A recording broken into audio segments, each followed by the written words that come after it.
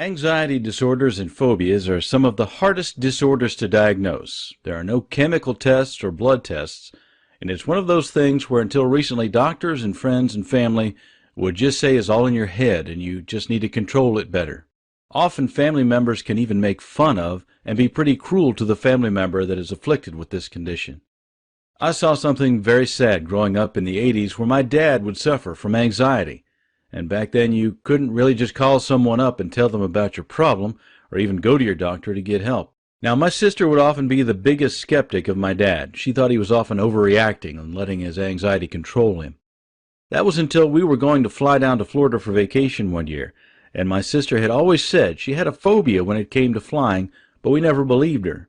But on the way to the airport, she just could not sit still, and it was getting worse and worse. And by the time we got there, we all knew there was no way we were getting her on that plane. So we just had to go back home and pack up the car and drive. It turned a 7-day vacation into a 4-day vacation. But at least now my sister knew how my dad felt when it came to anxiety. And from that point on, she became more of an ally to my dad than she had been in the past, defending him when he was having an anxiety attack to people that didn't understand him. She also has since gone to counseling to help deal with her anxiety, and the good news is she has even flown since. Looking back now, I gave my sister a pretty hard time about her flying incident. That was until several years later I went to fly and something unexpected happened. I don't know if something changed in my brain or if I had just heard in the news a story of a plane that had just crashed, but I was experiencing the exact same thing as my sister when I was getting ready to board that plane. I had never experienced a panic attack before, but now I knew what it felt like.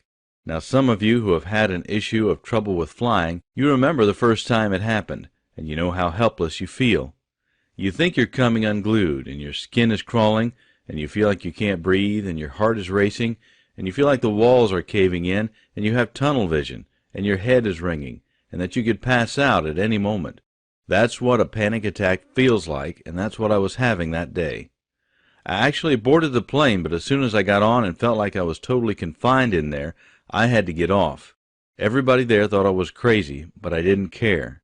And now I understood what my sister felt like, and knew I would never make fun of her again, and felt really bad. Now that I knew what it was like to experience a panic attack and had a flying phobia, I had to figure out a way to get past it because my job required me to fly. I tried everything, counseling, drinking before the flight, or drugging myself up, but I still couldn't do it. But after a year, I finally found a program that helped me, and now I'm able to fly again without the fear and without feeling like I'm going to pass out. Where you are right now, you may be someone who suffers from panic attacks from your phobia of flying, and you think there's no way you'll ever be able to fly again, and none of your friends or family can understand. Well, you are listening to the voice of someone right now who does understand, someone that knows what you are going through and how hard it is. Please, there's a link on this page somewhere. Click to find out about a program that can help you. If you're watching this video and it's on YouTube or someplace else, click the link in the information section and find out more information and get started. Forgive those folks close to you that don't understand. Despite what they may say about you getting help, don't let them stop you. I believe you can, no matter what anyone else thinks. Good luck and God bless you.